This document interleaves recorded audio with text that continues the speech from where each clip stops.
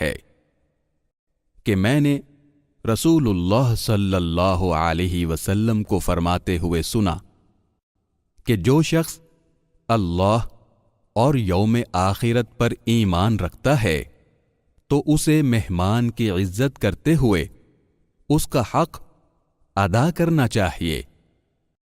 صحابہ نے عرض کیا، یا رسول اللہ، اس کا حق کیا ہے؟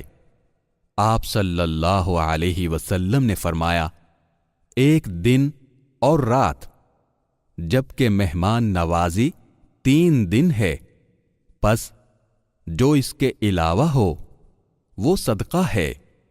اسے امام بخاری اور امام مسلم نے روایت کیا ہے۔